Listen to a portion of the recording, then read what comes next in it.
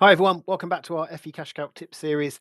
This tip is going to be focusing on the intermediate usage of Cashflow, or some of the intermediate features you should be aware of. So we'll be covering off changing the pot order in terms of how they're liquidated, what you're doing with surplus savings, the timeline feature, and also those variable growth rates as well. So the example we're using today is, again, quite simple. We've got a client here. They've got a couple of pots. They're starting off with an ISA and a pension, or a retirement contract.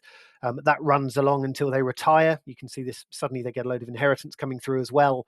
And then it falls away as they retire. And even if they live up to the ripe old age of 100, there's still a fairly sizable pot there. Now, at the moment, it's assuming I want to liquidate in that order. So when they retire and there's no income coming in and they need to start using savings to pay for the expenses post retirement, it's assuming I want to liquidate the inheritance money first and then the ISA and then the pension, which might be fine, which might be logical. And that's the liquidation order you want. Now, clearly, you can change that by adding in different contributions, withdrawals, to say, well, no, actually, from X date to Y date, I want a withdrawal from this pot and this pot, etc. So I can do it that way. But if I don't have any contributions, withdrawals in there, it's just going to assume I want to liquidate those pots in that order. Now, I can very quickly change the order and the logic underneath just by simply going back to savings pots on the left. And at the moment, it's liquidating in this order: inheritance, ISA, pension. But if I wanted to change it around, I just simply need to drag them up and down. I can use the little arrows as well to move them up and down, but that's as simple as that. If you want to change the liquidation of any pots, just move them up and down into a different position, and the underlying cash flow changes. But the other feature we wanted to focus on are the surplus savings. Now, what do I mean by that? If I come back to that cash flow model, you can actually see that in here. You can see they have got two pots, and the inheritance pot comes in pre-retirement, and that's their third pot. But they've got this fourth pot growing. And in fact, when they first started, they didn't. They just had two. But slowly but surely, they've got this current account growing and growing and growing up until when they retire, it's worth about 34,000. What is that? Well, generally, any surplus income will be put into your current account. So again, if I come to my savings pots at the top here, you'll see it's here. At the moment, it's just assuming a 0.5% growth rate. Of course, you can change that. You can't delete this. So the current account is almost like a default account where any surplus income will be sent. Now, if I come to my cash flow model, you'll see that a bit more clear if you click on the money in, money out chart. You'll see in these early years, I've got a husband and wife, him and her salary comes in, and it equates to about 62,000 a year, 62,500 a year. But their expenses every year are only 60,000. So there's a tiny bit of surplus every single year of about 2,500. And that's simply collating into that current account, because CashCalc doesn't know what else to do with it. It's saying, well, there's a surplus there. We can't just ignore it. We're going to put it into the current account. But let's be honest, realistically, yes, although there's technically a surplus, that's not to say the client's going to be saving it. That's going to be, spent on children or family or holidays or cars. So if you do want that accumulating in the current account, because that is actually relevant for this case, that's fine. Just leave it as is. However, if you don't want that, and if I come back to savings over time, I can essentially make that disappear. Under the options tab at the very top here, you've got advanced assumptions. And if I click on this, I can change. At the moment, the surplus income to save is 100%. Well, I can change that to 0%. I can also change it to a monetary figure as well. And by simply removing it, if I scroll down, you'll see in a couple of seconds, this cash flow will update, and suddenly it will look a lot less rosy, because we're not saving that. We're assuming we've spent it. So therefore, it's going to be 30 grand worse off. Now, it's worth pointing out that if I come back to money in, money out, that's not going to change, because actually, realistically, and technically, there is still a surplus. We at least want to show that as a surplus from the money in, money out standpoint. But we're just saying, look, in terms of saving it, we don't want it saved, and therefore it's going to be removed from that cash flow and arguably be a little bit more realistic. So that's what to do with surplus savings and how to adjust those. Third feature I wanted to focus on is the timeline feature. This is a really popular, useful feature to be mindful of. So if I come back to the assumptions tab at the very top here, at the moment I've got two events in my timeline: a retirement event and an inheritance event. I can add as many as I like just by simply dragging them in. If the event that I've got in mind isn't related to any of these events, I can just simply select other, bring it in, change the name to whatever I like, and click on save.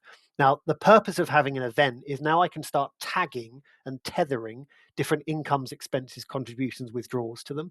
So if I go to my incomes and expenses, you'll see Andrew and Linda, their salary the end age is the retirement event. In fact, if I edit them and look into this, you can see that it starts at the age of 40. And when does it end? Well, I've ended it on the retirement event at 57. I could have simply selected the age 57. The problem with doing that is if I go and suggest that 7 or 8 incomes and expenses end at the age of 57, and then suddenly I decide, well, actually, what does this look like if they retire slightly sooner, maybe on the age of 55? I'm going to have to go into every single one of those events, 8 or 7 of them, and change them manually one by one.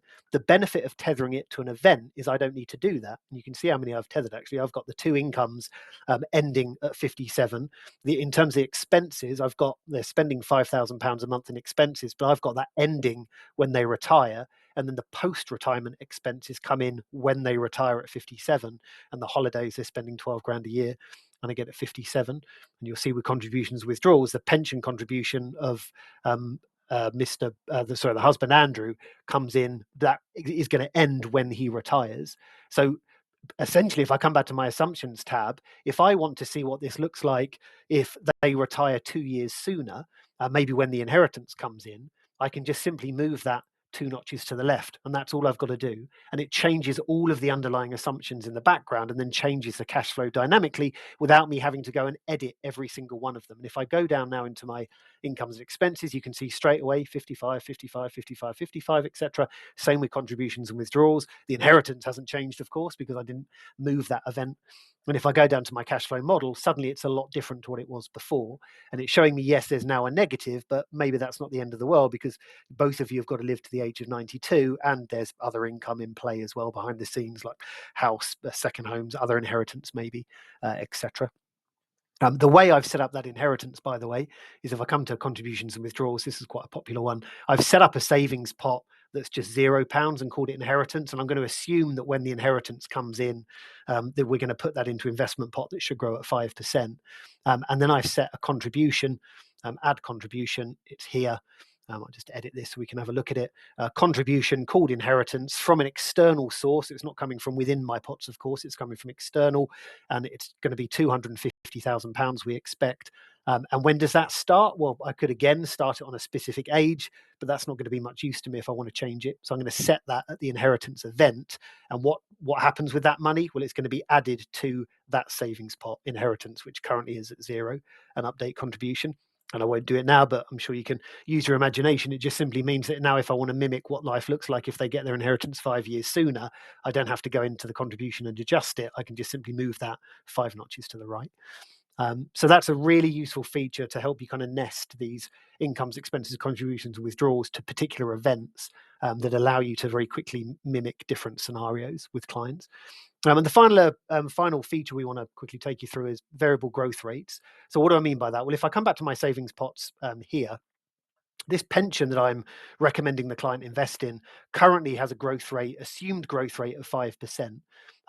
Now I could be using some logical historical trends and maybe what my other solutions that are in the same risk profile has achieved, or maybe what my current risk profile is recommending. However, when you go into any kind of asset, any kind of investment or pension, you've got the ability to either mimic a linear rate or a variable rate. Now, under variable, you've got a number of different options. You've got the FE Investments model portfolios. You've got some example benchmarks that have been built for you, cautious, benchmark, balanced, and adventurous. You've also got the e-value risk profiles. So if my clients come out as a risk profile 4 long, I can go and click on the 4 long risk profile and select that instead. And incidentally, you've also got the ability to pull in real solutions too, which is probably the most valuable. Now, you can either build these manually within CashCalc. Again, this is for another tip series, but you've got under the settings tab in CashCalc, you've got the ability to build your own variable growth rates. And equally, I can bring this across from analytics as well. So if I've got my model portfolio or my investment solution that I'm recommending built in analytics, our fund and portfolio research tool, it will appear in your CashCalc account as well. And what does it mean to have a variable growth rate? Well, I've got it mimicked over here under variable growth rate, and I've just simply selected that pension, and rather growing at a standard 5%, I've got it mimicking the BlackRock growth model portfolio. And what that means in practice is my cash flow looks a lot different to what we had before.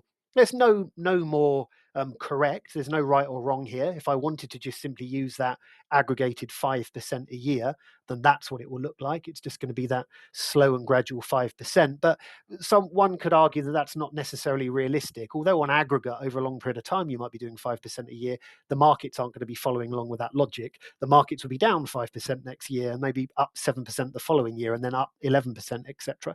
So there's going to be some bumps along the way. And that's why variable growth rates, you could argue, are a lot more realistic when a client's looking at them, because they're a lot more bobbly. And then it also saves me the job of not necessarily having to stress test it over here with a market scenario, with a market stress test, like what would this look like if there was suddenly a massive market drop? Well, it's already looking at that, because there will be a couple of year periods, as you can see here, where the markets drop off, but then they come back, and the same post retirement as well. So it's a lot more realistic way of looking at a cash flow, basing it still on some pretty sound scientific logic by looking at the underlying asset allocations of these solutions and forecasting it forward with our friends at eValue. But just bear that in mind. That's the difference between a linear growth rate and a variable growth rate. You can play around with different solutions on that. So that's it for our intermediate tip. Hope you found that useful. Carry on watching the other tips to learn how to use CashCalc.